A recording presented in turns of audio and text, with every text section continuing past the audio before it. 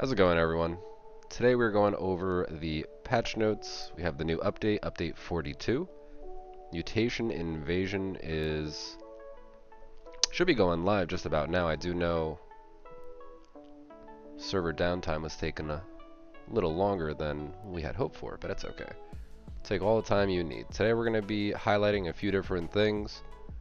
I want to give some perspective, some kind of like feedback on different things that we have coming into the game. I have some things that I'm looking forward to, I have some things that I have questions about, and I have things that I have criticisms about. I'll be sharing that with you guys, so if I do skip over anything, be sure to either A, pause the video, or B, keep an eye out for a link to the patch notes that will be in the video description. For kicking off the update highlights, they're calling out the Mutation Invasion, daily ops improvements, the new season 12, the scoreboard is kicking off, and the challenge rerolls. In terms of Mutation Invasion, they're saying at the top of every hour for the next 3 weeks, public events will contain one mutation from our daily ops rotations. Completing these events nets you increased rewards and chances at rare plans. When it comes to daily ops, we also have some more improvements. They're bringing new locations, rewards, enemies, and a brand new mutation to encounter. We'll be joining Rip Daring on the hunt for cryptids over here.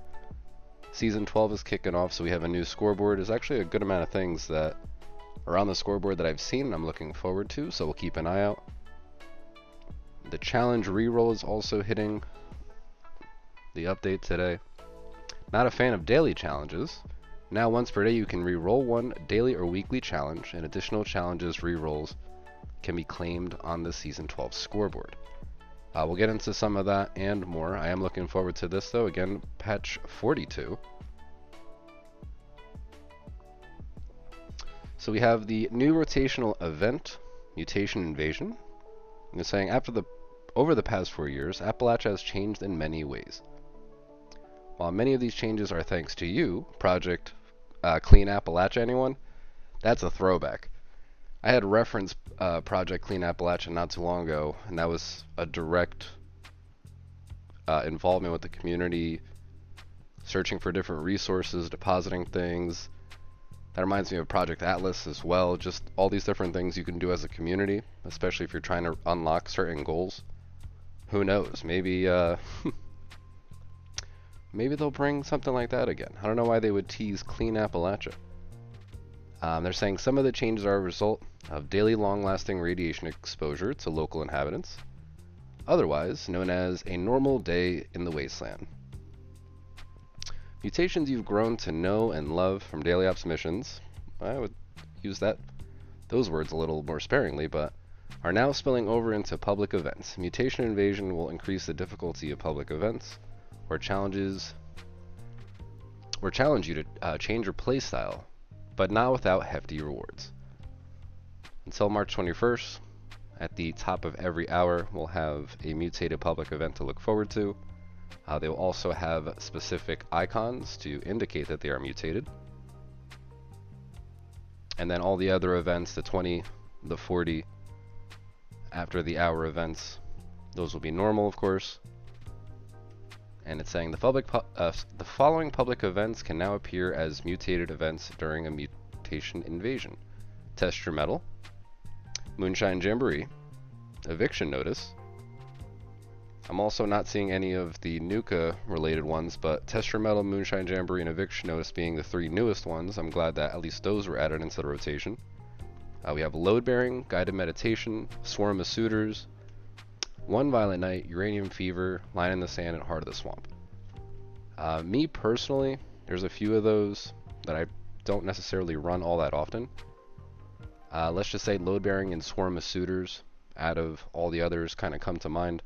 I do know there are people that actively run those events, but for someone like me who hasn't ran them before, this is actually a pretty good way to get me to revisit the area, and then with a whole new challenge, I guess, depending on the role you receive for your mutation, I suppose. So that's going to be good to look forward to. A little refreshing of these events. After the first 3 weeks of Mutation Invasion, this event will return every other week at the top of the hour for a week straight.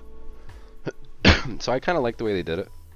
It reminds me of how between Nuka World and even the update that brought, let's say, Test Your Metal, Moonshine Jamboree, Eviction Notice, we had the same thing where they were exposing us to these events, and then it got introduced into the normal cycle of events that spawn. So this is interesting because for the next 3 weeks we get a huge sampling of what can be, and then every other week, so you kind of have your weeks where they're a little less challenging, and then if you're looking for a challenge, you know, at least 2 of the 4 weeks of the month you're going to want to try to grind out maybe those for some rare plans. Have to keep that in mind. Alright, the mutations can be volatile, active, camouflage, resilient. Resilient at Eviction Notice is gonna be a no for me. I'm just gonna say that. Freezing Touch, Toxic Blood, Group Regeneration, and Swift-Footed. Excuse me. It does also incorporate the mutated package for the new rewards. And then these mutated packages will include meds, resources, ammo, a 3-star legendary item. Love that it guarantees a 3-star. And a chance for a rare plans that drop from other quests and events. I do remember seeing word about serums and things like that, so instead of spending, anywhere from 15 to 20k at the Enclave area to buy them, you can now unlock them like you used to all the way in the beginning of the game. I got lucky in the beginning of the game and got a few plans from the Scorch Beast Queen, and then that was rotated out from the rewards. So we will see. And then you can earn more with Fallout First. I have kind of like mixed feelings on this one. It's saying when participating in a mutated public event with at least 3 Fallout First members present, everyone earns more rewards. Regardless of if you are subscribed or not, all event attendees will earn a mutated party pack, which is similar to a mutated package, but with increased rewards and increased chances for rare plans. Alright, so for the whole thing with Fallout First, I feel like when we run events, whether it's in a public server or a private server with the community, there's a lot of people that have Fallout First. I feel like 3 was a good number in terms of like, okay, let's just make sure a few people have it. It's not asking for too many people to have Fallout First. It's weird because in my mind it's like a double-edged sword, because this almost takes the game into that like pay-to-play versus free-to-play territory. More times than not, even if you're like newer to the game, you're probably going to get a bonus reward, not even know, because you will have people around you that do have Fallout First. So we'll keep an eye on feedback and how the community is liking their either additional rewards, or if they're looking at getting Fallout First for additional rewards. I don't know if it'll come to that, but we will keep an eye out.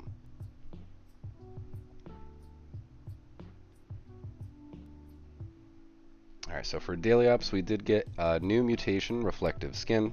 So it's going to be like Ricochet that you would be using on your perks for the enemies. That's going to be interesting. If we get a double mutation weekend, imagine a double mutation weekend of like Reflective, Resilient or something. So not only is it a pain to get down to low health, you got to get the finishing blow with melee. Who knows? That'll also be on the public mutated events, so keep an eye out for that. We will be fighting aliens. Ironically, this is something that I had brought up not too long ago.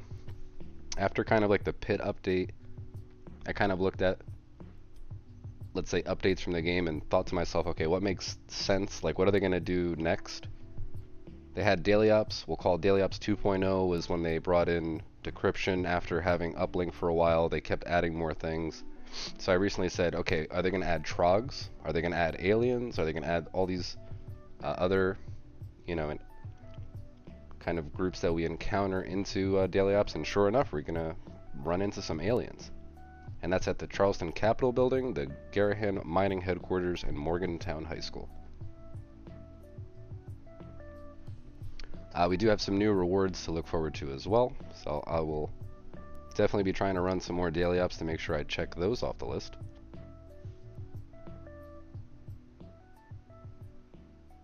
So we got Season 12 kicking off, Rip Daring and the Cryptid Hunt. So there were a few things that I saw, like little previews of rewards from this season. I'm looking forward to them. We do get a new ally. We get cryptid-related rewards. And of course, the camp items that we've been getting in previous seasons, more so related to this theme. So we'll see exactly what all those items could be utilized for. And then with this season, we are getting the introduction of rerolling dailies and weekly challenges. You're going to get the reroller. The reroller is something that you're going to be able to claim from the seasonal scoreboard as well as your dailies. So you're going to get one a day unless you're a Fallout First member. If you're a Fallout First member, you'll get 2 free rolls, and then you'll be able to claim them again on the season scoreboard or purchase them in the item shop. I don't think this is anything like inherently pay to win or anything like that. Considering you do get 1 freebie a day, even if you like all the dailies, you can technically reroll a weekly. Fallout First members are now getting an increased bonus or increased value to Fallout First. These past few updates, between the ammo stash box, between now us getting additional reroll tokens, and then on top of that you can get increased rewards while doing these mutated events. It's interesting the direction they're taking with Fallout First to keep adding more and more value to it over time. I'm for it, but I'm again curious to see at what point do we cross into like pay to play and free to play territory, because as I mentioned just the other day, when you look on, let's say, Xbox, it was on sale just the other day, and I think it was like $30, almost $40 still. I'm surprised the game hasn't just gone free and then mix in more of these things. I understand PlayStation just got the game free, let's say last month, and then we got the Game Pass collection on Xbox, but curious. If they keep adding more and more value to Fallout First, something tells me that in the future we might be looking at more scenarios like that, where there's the additional bonus for certain things for Fallout First members, but if you don't have Fallout First, you'll still get rewards, just not as much. I'm curious, because I think that's what we might be looking at, but we will see. And then it also says reroll challenges have an even better chance, have a chance to become an epic challenge. So that can give you even better rewards for completing it. So technically every day you should reroll something. If you're a Fallout First member and you have 2, let's say, rerolls available to you, what you should do is look at the weekly and the daily. If the dailies look easy enough, complete them. Try to reroll maybe a couple weeklies, see what you get. Maybe roll 1 weekly, 1 week daily, and see if you get lucky. But even if you're like, oh, it's not a problem, well, if it's going to give you even better rewards, you might as well try to attempt those, right?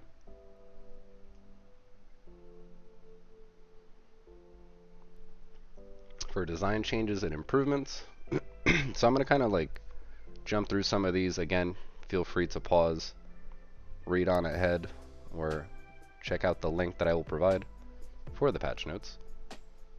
But first and foremost, settings, inaccessibility. Enable camera shaking is under display. I'm happy that that's an option. That's as much as I'm going to say about that one. There's a couple other things that I'm seeing here that I'm enjoying. Revival. When players are revived by effects such as Mysterious Savior and Life-Saving Legendary Armor mod, they're now healed by the item used for the revival. So that's been a problem over time that I never really thought about. When you do get revived, you might get revived with really low health, whether it's life-saving or the Mysterious Savior. So this is kind of nice. This should give you some more survivability as opposed to just, you know, wasting a stim pack or whatever the case is.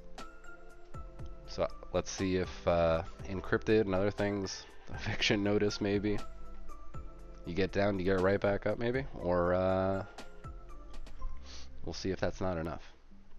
Rifles, and this is a weird one because I feel like this was the exact same note in the last update. Radium rifles now have an increased chance to learn mods while scrapping. Maybe the last updates increase wasn't enough, so they did it again, or they forgot to remove this. Don't know. So here for events, this is something that I've mentioned for a long time, and it could be because I'm always over encumbered and trying to sort out my inventory and being stubborn, and instead of changing my perks around, I just lug all this weight with me. Well, depending on the events we go to, it's saying stash boxes. Added a stash box to the following public events. Rad Rumble, which is first and foremost, I I feel like every time we've gone to Rad Rumble, I've at least thought of this in the back of my mind. It would be great to have a stash box or something along those lines for you to at least deposit some stuff, or if you have things stashed away, you don't have to run outside, put a tent down, grab your stuff, run back inside. But Rad Rumble, Scorched Earth. Scorched Earth, I don't know, they'll probably have it at Drop Site V9, I guess. Or depending on where people like to nuke. But in my mind, I just pictured in the middle of a field, there's just a stash box with just an arrow next to it. We'll find that one out. Load Bearing, Guided Meditation, Swarm of Suitors, One Violent Night, Uranium Fever, Line in the Sand, Heart of the Swamp, and a Colossal Problem. Love it. Enemies, we made various improvements to enemy spawning and pathing during events. They need to. If this mutation, or I should say mutated events and all that, kick off and have a lot more things spawning or just a lot more things going on, one would imagine that's something that they're trying to refine. And yeah, if this update kind of kicks off and events are a little wacky, and there's either too many or not enough things spawning, let's give it a bit. Let's see how they smooth it out and make it work for us. Various events did get updates between Heart of the Swamp, Line in the Sand, One Violent Night, and more.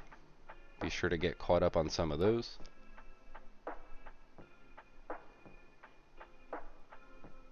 Freezing Touch, Resilient, and Volatile also got some updates. Freezing Touch increased the magnitude of the initial slow effect and decreased its duration. Removed stacking tiers. This makes Freezing Touch feel more responsive. Perfect. Definitely ran into some issues where if you got Freezing Touch to proc too many times in like a daily op, you wouldn't be able to really move. And then you couldn't really close the gap if you were trying to maybe do melee or something like that.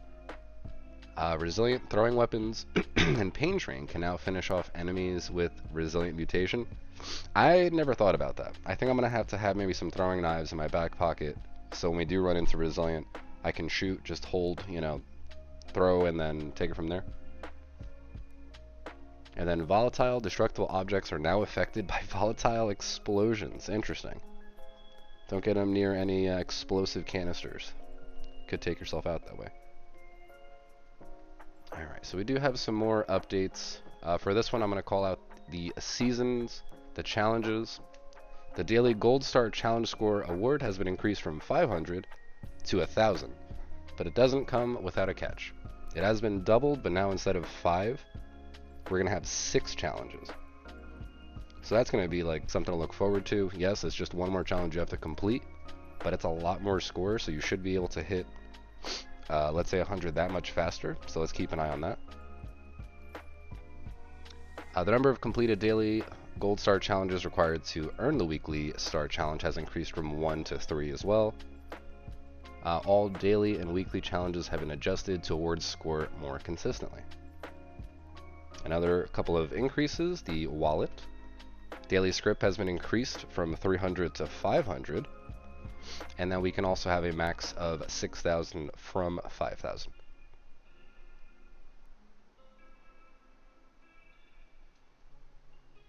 And then in terms of some of these other updates, bugs, and fixes, what I do want to call out would be a few things here. We're going to skip on down to... Let's see. We'll skip on down to the end half. Again, feel free to go through these notes on your own. Enemies, Super Mutant Behemoth, various adjustments to the Behemoth resistances. Behemoths now correctly have cold and fire resistance. Considering we've seen Behemoths at like spin the wheel, and that's more of like, it's more common of an enemy now than it was months ago. I feel like they're going to be tweaking some of these kind of enemies, and I'm curious to see if they buff them any further, if they make them more rewarding too. So any little tweak like this, I want to see exactly why they're doing it. Gameplay. This is an interesting one. Player level fixed an issue causing XP value awarded to be displayed incorrectly at very high levels. So for example, if you kill, just this past double XP weekend, if you kill a Mirelurk Queen and you have all the bonuses, it'll show you like 4,000 XP, but I think it technically gives you more than 4,000 XP. I think that's what that means. And then it's saying high levels will now be displayed correctly for others.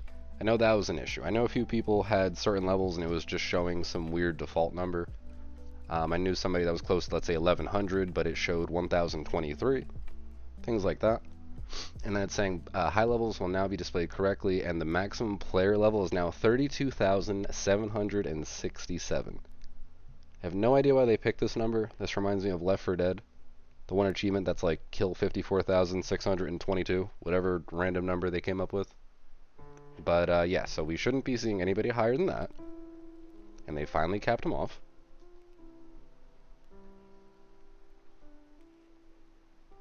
So moving on down to perks.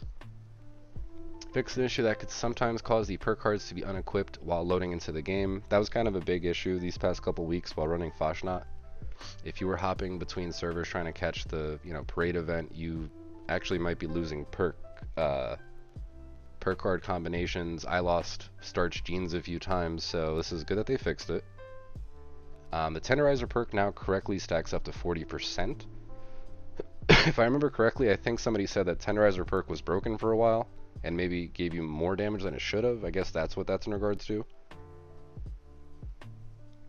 I'm going to scroll on down to quests and events. Heart of the Swamp fixed an issue that could cause the objective to find the Strangler Heart to become stuck.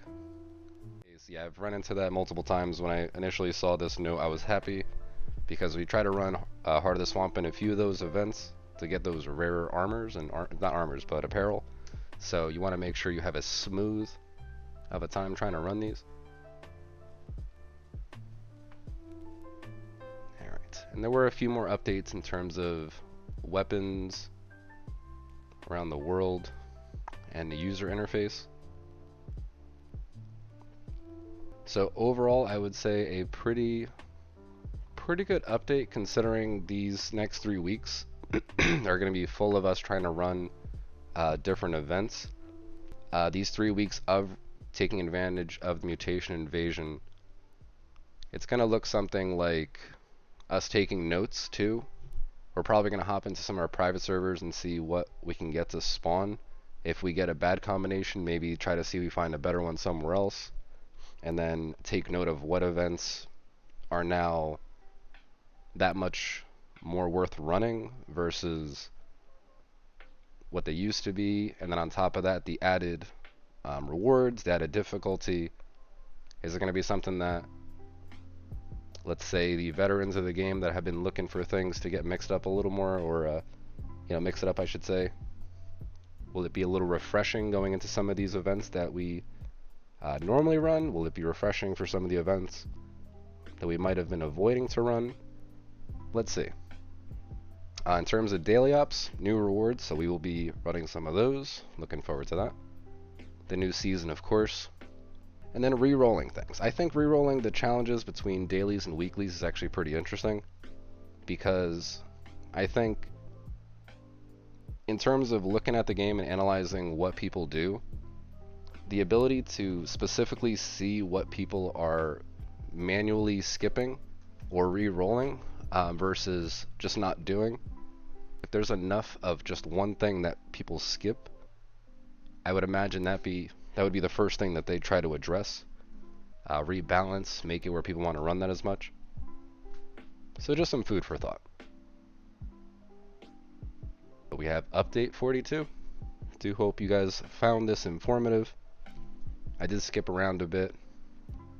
I'll be sure to put the link for the update, patch notes, and all that goodness, so keep an eye out. If you are newer to the channel, be sure to subscribe, keep an eye out for new content coming out. I will be uploading some more Fixer, Legendary crafting rolls, and more. I am looking forward to grinding out new goodies this season, this new update, and keep an eye out for some of our adventures over on Twitch. So, until next time, you guys have a good one, and I'll catch you all in the wasteland. Take it easy, everybody.